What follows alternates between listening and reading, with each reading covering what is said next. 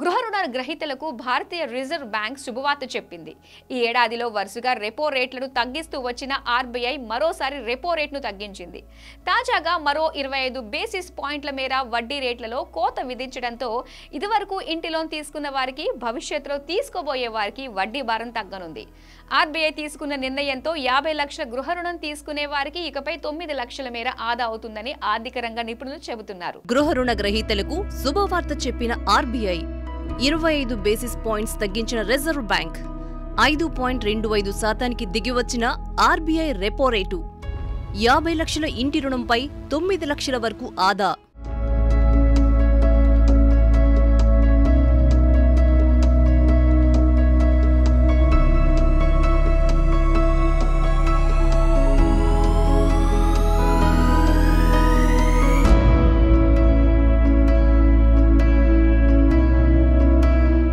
Reserve bank of India చాలా రోజుల తర్వాత మరో గుడ్ న్యూస్ చెప్పింది.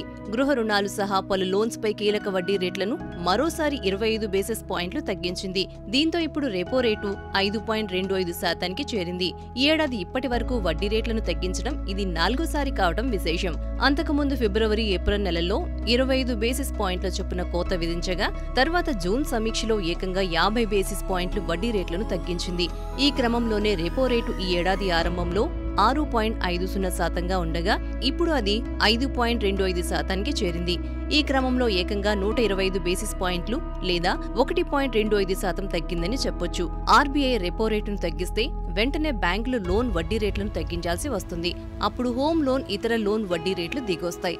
అప్పుడు కొత్తగా లోన్ తీసుకునే వారికి తక్కువ వడ్డీకే రుణాలు అందుబాటులోకి వస్తాయి. ఇదివరకు ఫ్లోటింగ్ రేటుపై లోన్లు తీసుకున్న వారికి లోన్ టెన్యూర్ తగ్గించుకోవటం లేదా ఈఎంఐ తగ్గించుకోవడానికి వీలుంటుంది.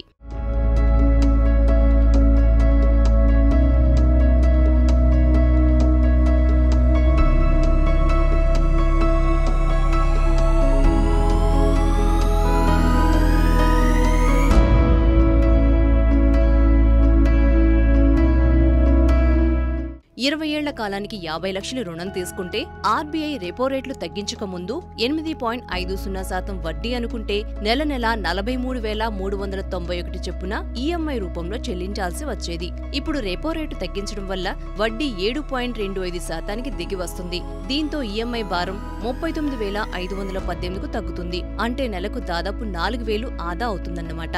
ఈ లెక్కన దీర్ఘకాలంలో 9.29 లక్షల మేర ఆదా అవుతుంది. వడ్డీ రేటు తగ్గించినా ఎప్పటిలాగే నెలవారీ ఈఎంఐ చెల్లిస్తూ వెళితే రుణ వాయిదాల సంఖ్య తగ్గుతుంది. అలా అయితే సుమారు 42 నెలల ఈఎంఐ భారం తగ్గుతుంది. దీనివల్ల దాదాపు 18 లక్షలు ఆదా అవుతుందని ఆర్థిక నిపుణులు చెబుతున్నారు. ఒకవేళ బ్యాంకులు వడ్డీ ప్రయోజనాన్ని బదిలీ చేసినప్పుడు ఈఎంఐ తగ్గించుకోవడానికి బదులు చెల్లింపు వ్యవధి కాలాన్ని తగ్గించుకోవడానికి మొగ్గు చూపడం మంచిదని ఆర్థిక రంగ నిపుణులు సూచిస్తున్నారు.